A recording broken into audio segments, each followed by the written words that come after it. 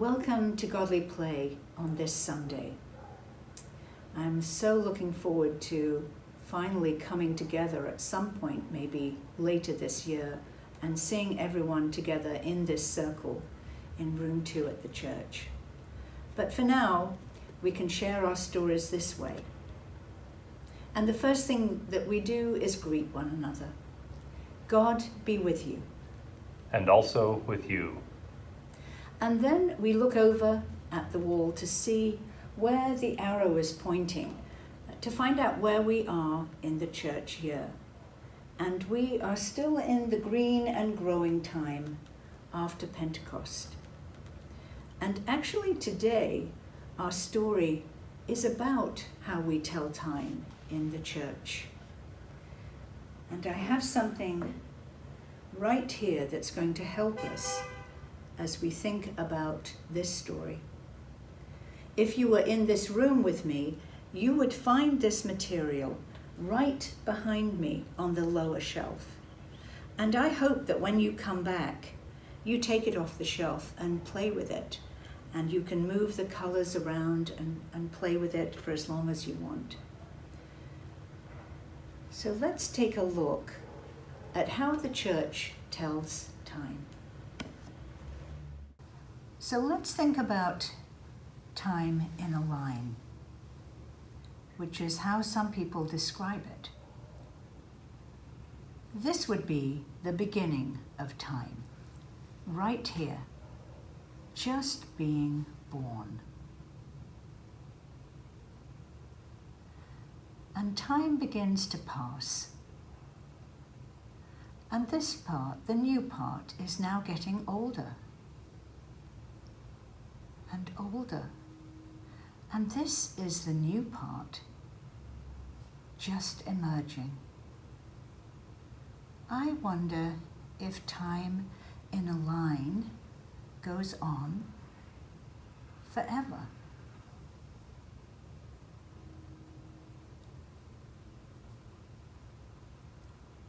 Let's see what happens. Yes. So this part that was the beginning is the older part, and so really more like an ending. And this part over here that was the ending is really more like a beginning. And so do you know what the church did? It tied them together to help us remember that for every ending there is a beginning, and for every beginning, an ending. And they do this with the way that we tell time in the church.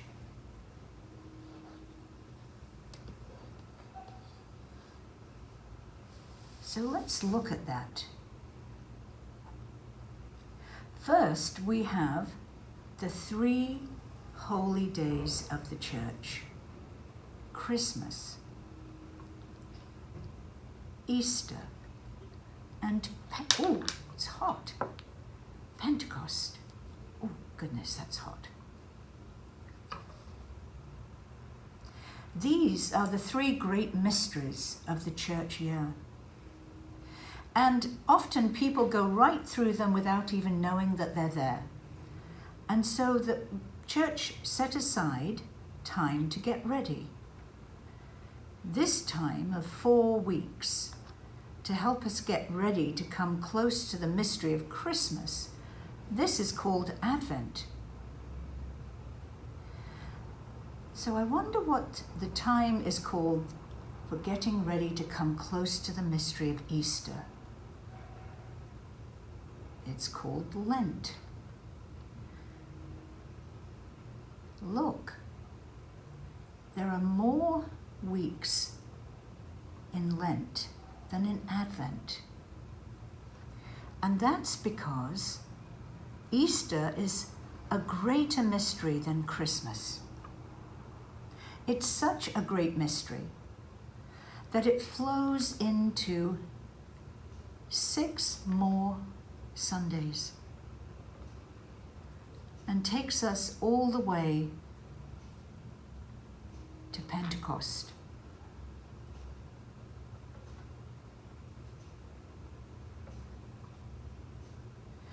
And then all the rest are green and growing Sundays in the church year.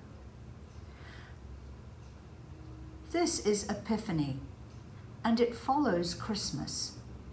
And often the colour for the church for Epiphany, when the Magi came to see the baby Jesus, we have the colour white. So let's take out all these green and growing Sundays.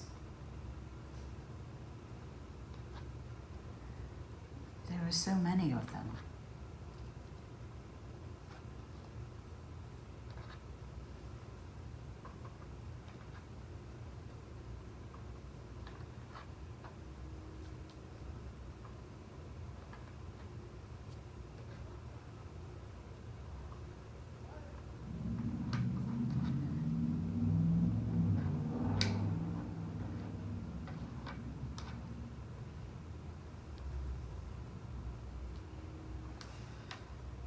All the Sundays of the year.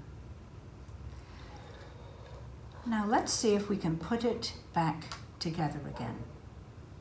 We'll begin with the 3 high holy days: Christmas, Easter, and Pentecost, the one that's hot. We have to be careful with that one. And then we have Advent, the time when we come ready to come close to the mystery of Christmas. In the church, this is the colour purple. Purple is a colour for kings, and we are getting ready for the coming of a king, a different kind of king, the baby Jesus born in a stable. In some churches, Advent is the colour blue, and blue reminds us of the Mother Mary. Without the mother, there would be no baby. And we'll put Epiphany, the time when the Magi come to see the baby after Christmas. And then we have the Sundays leading up to Easter, the time of Lent. This is also the colour purple in our church. And we're getting ready for the going of a king and the coming again of that king in a new way. And then, as I said, Easter is such a great mystery that it flows into 6 more Sundays. And this is a time where the disciples came to know Jesus in a new way, as we do. But they could not let him go. And Jesus went with them outside the city of Jerusalem, and they let him go. And the Holy Spirit came down on Pentecost Sunday. And the disciples were more alive than they'd ever been. They were so filled with faith and power that it seemed like they were on fire. And that's why Pentecost is the colour red. It reminds us of fire. And that's when the disciples became apostles.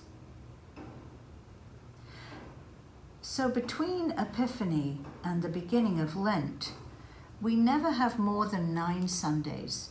So I'll put 9 here. 3, 6, 9.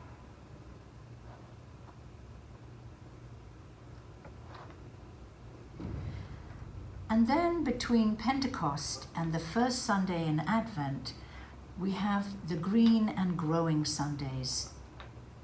And you know what they're called? The Sundays after Pentecost.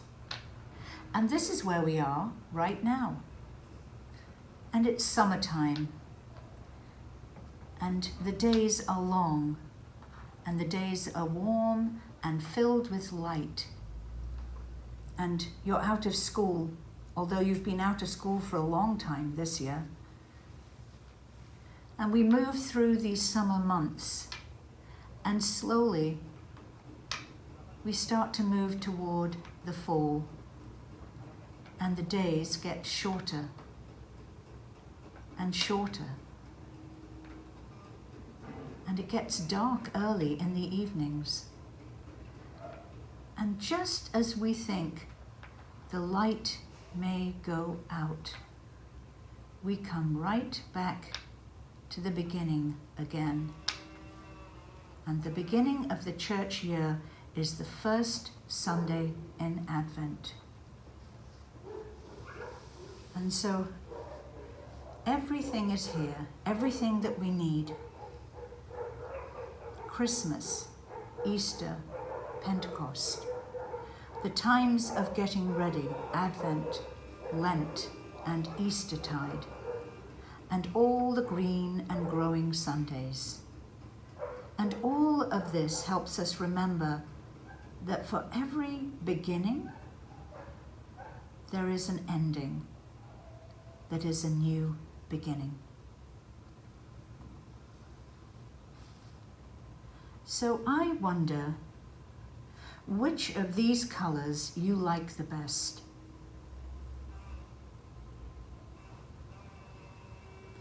I wonder which of these colors is the most important color for you.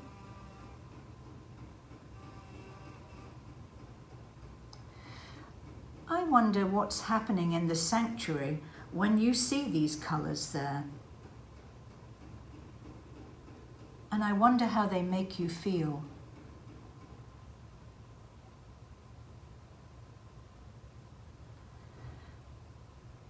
I wonder if you have ever come close to some of these colors. Go ahead. So now is time for you to think about what your work might be as you think about the colors of the church or the different ways that we tell time. There may be some things that you have at home, pens and pencils and paints with all different kinds of colors that you can use in your work. And before you leave to do that work, I would like to share a closing prayer with you.